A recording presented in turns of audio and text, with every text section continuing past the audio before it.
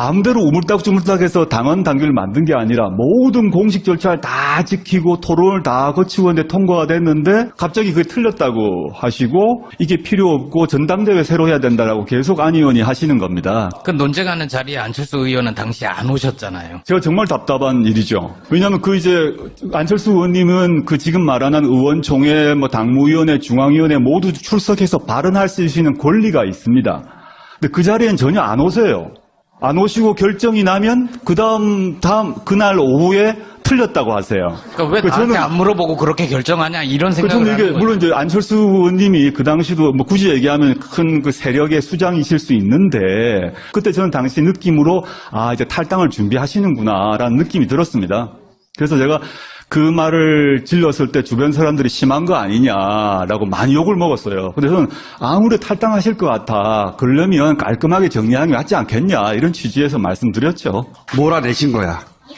그때 전혀 제가 몰아내진 않았습니다. 과거 이제 더민주 전당대회를 생각해 보시면 안철수 의원께서 당시에 탈당을 안 하시고 혁신위가 통과했던 당헌 당규에 따라서 움직이시면서 활동을 했다면 그때 거의 안희정 지사 같은 정도의 힘과 역할을 가졌을 거라고 생각합니다.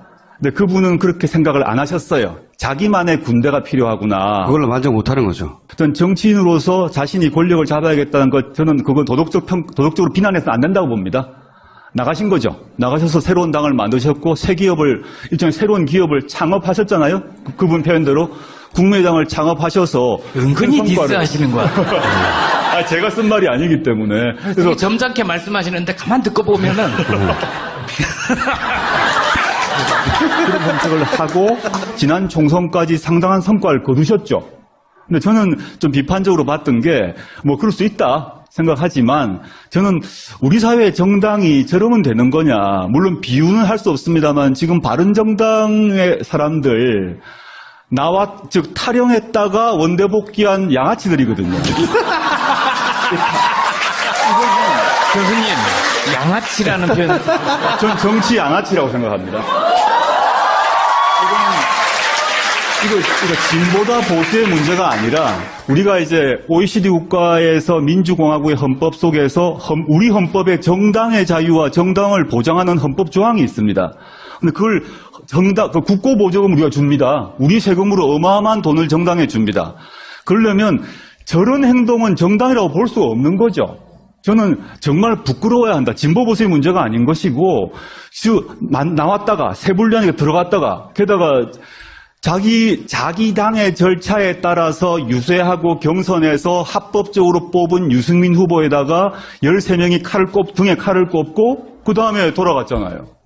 이게 말이 안 되죠. 그 중에 한 명은 다시 돌아왔습니다. 네. 아주 황당한 거죠, 저는 제가 생각하는 정당에 대한 정당민주주의에 대한 관점이 있는데 당시 새정치민주연합 상황을 생각했을 때 이건 아닌 것 같아. 정당 내에서 사실 조그만 동아리에서도 룰이 있잖아요. 거기서 룰을 얘기하면 논쟁을 해서 합의를 하면 지키고 이렇게 해야 되는데 그래서 저는 이분이 스타일이 다르구나 알았어요. 또는 제가 법률에 법과 규칙에 매달려 있는 이런 이제 좀 고리타분한 사람인지 모르겠습니다만은 이걸 법과 규칙과 절차를 뛰어넘어서 움직이시는구나 이런 느낌을 받았습니다. 저는 이게 안철수 후보께서 말씀하시는 게 과거와 미래의 대결이라는 얘기 많이 말씀하시고 참 좋은 말이라고 생각합니다. 근데 저는 이제 구호보다 사람을 봐야 되는데 여기는 문재인 후보가 있고 안희정이 있고 이재명이 있고 박원순이 있고 김부겸이 있고 등등등이 있다면 여기는 안철수 후보 말고는 박지원, 손학규, 김종인 이런 분들이 계신데 어느 쪽이 미래인가?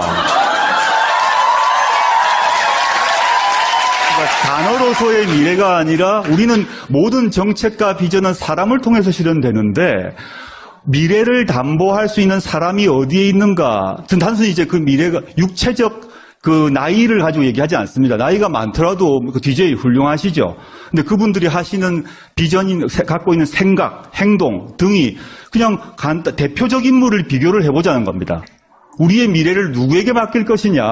저는 1%의 그 재고 없이 저는 지금 아까 말했던 더민주에게 미래가 있다라고 생각합니다. 가까이서 본 문재인 후보는 대통령감이 맞나요? 제가 청년 시절의 대통령의 모습은 뭐였나 하면 그 오른쪽으로는 박정희가 있는 거죠. 그 왕이었어요. 저는 그 종신왕이라고 생각했죠. 제 고등학교 시절까지. 대통령이 바뀐다는 걸 상상을 하지 못하고 살았어요. 근데 갑자기 총 맞았는 상황이지만. 근데 반대편은 김영삼, 김대중 이런 분이 계셨고 그분들도 카리스마가 엄청났습니다. 근데 그 뒤로 이제 이어서 여러분들을 봤습니다만 우리가 노무현 대통령을 봤지 않습니까? 이제 노무현 대통령의 스타일은 다 아실 건데 우리가 이제 과거 카리스마가 강한 이런 대통령에 익숙한 것 같습니다. 리더십도 그렇게 보는 것 같습니다. 그 점에서는 문재인 후보가 그런 카리스마를 안 갖고 계세요. 그리고 저는 김대중 대통령이나 노무현 대통령에 비하면 말씀도 잘 못합니다. 그분들에 비하면 그 토론 이런 것들 촌철살인 애드립 잘 못하시는 분이라고 제가 보입니다. 근데 제가 가만히 보니까 왜 지금 시대에 사실은 2012년도 마찬가지지만 지금 시대에 이런 분이 필요할까 생각했는데 몇 가지 갖고 있는 덕성이 있습니다. 그러니까 DJ나 노통이 갖지 못한 덕성일 수도 있는데 제가 혁신위원을 하면서 한 8, 9개월 동안 당 최고위원 회의를 계속 제가 참석을 했는데요. 그 외, 공식 회의 안팎에서 보게 되면, 첫 번째 덕성이 뭐냐면 경청력입니다. 자기한테 좋은 소리건 싫은 소리건 너무 잘 들어줘요. 계속 들어줍니다. 그 다음에 이게 같은 얘기기도 한데, 그 자기한테 싫은 소리하고 막 이제 흔드는 것, 이 인내력이 아주 강해요. 생각보다 인내력이, 어떻게 봐서 사람들이 이제 신사다, 점잖다, 이렇게 실제 그러하신데, 신사다, 점잖다, 이런 것이 이제 뭐 무골호인이다, 이런 의미가 아니고, 아주 잘 참아요. 잘 참 가만히 있고, 눈만 껌뻑껌뻑, 이렇게 이분이 눈을 껌뻑껌뻑 하면 참는다는 얘기라고 생각하시면 됩니다. 제가 가까이서 이렇게 보면, 또 화가 나면 눈을 갑자기 크게 이렇게 소처럼 이렇게 떴다가 깜빡 이런 습관이 이렇게 하지 않습니까? 근데 홍준표다, 노통이다, 좌우가 다르지만 바로 말로 카운터 펀치를 날린다면 문의 특성은 막 공격이 나오고 화가 나도록 하면 말을 하지 않고 보통 이렇게 눈을 그러니까 껌뻑껌뻑 하면 그때 사귀는 거죠. 그때 이렇게 사귀었다가 말을 하는. 그 다음에 하나 더 말씀드리고 싶은 거는 아까 대통령의 덕성인데 엄청난 원칙주의자입니다. 매우 원칙주의자입니다. 아까 신사란 이미지 때문에 그냥 이렇게 뭐 악수 잘하고 할 것 같습니다만은 다른 말로 하면 고집이 센 거죠. 고집이 셉니다. 원칙주의자란 말은 제가 혁신위원 할 때만 생각해보게 되면 혁신위원을 제가 받아들이는 조건으로 그 당시 문 대표님에게 우리 혁신안을 만들게 되면 문 대표님 또는 문 대표님 사람도 날아갈 가능성이 있다. 그에 대해서 간섭할 거냐 안 할 거냐에 대해서 간섭하지 않겠다는 걸 지켜달라라고 얘기했습니다. 일체 뭐 전화해가지고 이건 좀 봐줘라 뭐 이런 게 있을 수 있잖아요. 언론이 나지 않지만 근데 저한테 혁신위원 그 전체 기간 동안에 7, 8개월 동안에 한 번도 전화를 안 했습니다. 안 친한 거 아니에요? 근데 보통 그 경우 제가 모르는 사이도 아닌데 문자를 보내거나 전화 한 통화 할 수도 있는데 한 번도 전화를 안 했습니다. 그리고 그 뒤로 보더라도 이제 혁신안이 통과되느냐 마느냐 가지고 거의 분당 직전에 왔을 때 당시에 문 대표가 뭐라고 그랬냐면 당원 전체 전당원 투표를 걸겠다. 이게 혁신안이 통과 안 되면 내가 대표직 그만두겠다는 것을 전당원 투표에 걸겠다라고 대표직을 걸었습니다. 사람들이 막 결사적으로 말렸어요. 이게 통과 안 되면 어떡하냐라고 하는데 저는 이제 걸어야 된다는 입장이었어요. 사실은 입장인데 그런 점에 있어서 수많은 사람들이 아예 안 됩니다. 그거 떨어지면 어떡합니까? 그럼 대표직 그만둬야 되잖아요. 이렇게 당내 세력이 어떤지 모르는 상태고 지금처럼 분당 이후에 문 대표를 지키자고 많은 분들이 대거 입당을 했지 않습니까? 그 이전 얘기입니다. 불리한 조건이었어요. 당 세력으로는. 근데 끝까지 하겠다고 그러더라고요. 그래서 이분이 그 경청을 하는 사람이고 비판적인 말을 인내를 하고 경청 인내 후에 자기 입장을 정해요. 그럼 막 이 황소고집으로 원칙을 지킨다라는 점에서 지금 우리의 시대적 과제가 있지 않습니까? 그게 뭐 경제위기, 국방위기 문제, 민생위기 이런 문제가 있는데 저는 아까 전제했습니다만 문 대표가 말 언변이 이렇게 탁월하지 않습니다. 그런데 이 사람이 말이 끊어지기도 하고 중언부언하기도 합니다만은 저 사람이 뭔가 내가 하겠습니다라고 하는 게 있어요. 그건 무조건 할 사람이다라고 저는 믿어 의심치 않습니다. 계속 많은 이야기를 하도록 내버려 둘수록 점점 더 멋있게 보이기 때문에 빨리 끊어야 되겠다는 생각이 들고 이 법학자로서 그리고 이제 오랜 세월 정치판에 대해 관심을 가지고 지켜본 사람으로서 이번 대선의 의미가 뭡니까? 12월에 해야 될 대선을 5월에 하지 않습니까? 그 이유가 뭐냐를 생각하면 박근혜 최순실 일당의 국정농단 아닙니까? 박근혜 최순실 일당의 국정농단이 뭐냐? 헌법과 법률을 마음대로 어긴 거죠. 전 법학자로서 물론 일반 시민들도 분노했겠습니다만 법을 가르친 사람으로서 이건 말도 안 되는 얘기를 한 겁니다. 이제 권력을 가진다는 얘기는 뭐냐 하면 우리가 투표로 대표를 뽑는다는 얘기는 그 사람에게 인사권, 그 다음에 국민 세금의 사용권을 5년간 주는 겁니다. 근데 그걸 헌법과 법률을 완전히 어긴 상태에서 만들어서 나라꼴을 시쳇말로 개판으로 만들어 둔 거죠. 그러니까 진보 보수의 문제를 떠나서 저는 이번 대선의 역할은 헌법 정신을 바로 세우는 것이죠. 이게 진보 보수의 문제로 됐다면 탄핵 자체가 불가능했을 겁니다. 바른정당의 사람들이 탈당해가지고 바른정당을 만들어가지고 탄핵에 동참했지 않습니까? 물론 이제 홍준표 쪽에 자유한국당은 얘기할 필요가 없으니까요.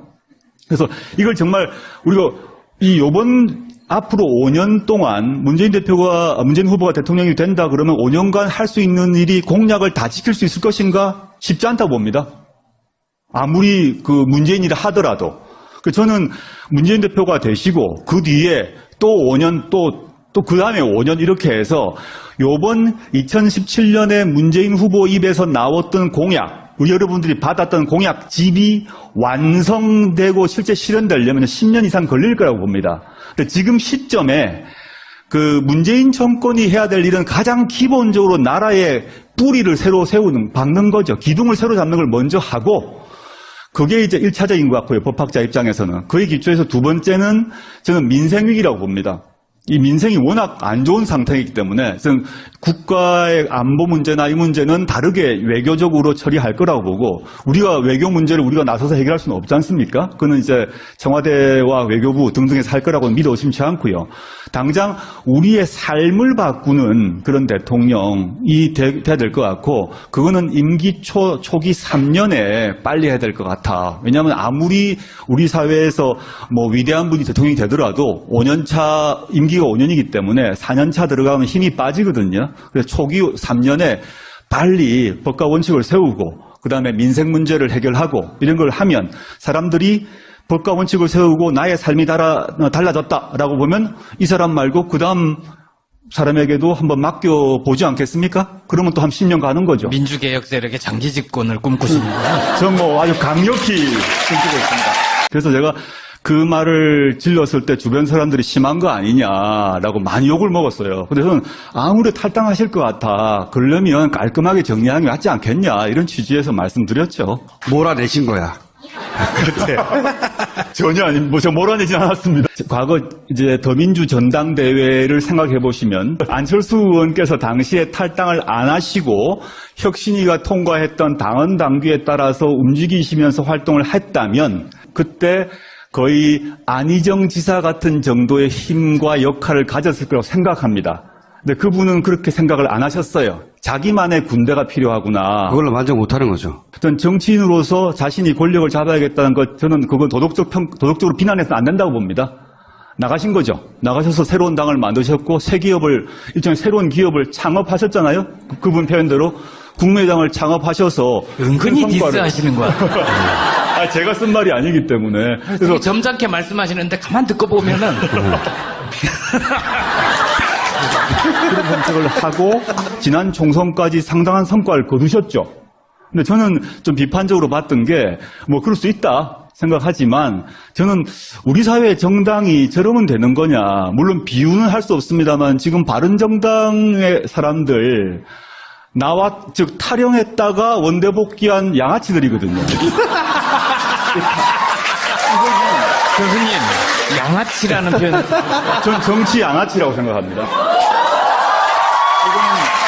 마음대로 우물딱주물딱해서 당헌 당규를 만든 게 아니라 모든 공식 절차를 다 지키고 토론을 다 거치고 있는데 통과가 됐는데 갑자기 그게 틀렸다고 하시고 이게 필요 없고 전당대회 새로 해야 된다라고 계속 안 의원이 하시는 겁니다. 그 논쟁하는 자리에 안철수 의원은 당시 안 오셨잖아요. 제가 정말 답답한 일이죠. 왜냐하면 안철수 의원님은 지금 말하는 의원총회, 당무위원회, 중앙위원회 모두 출석해서 발언할 수 있는 권리가 있습니다.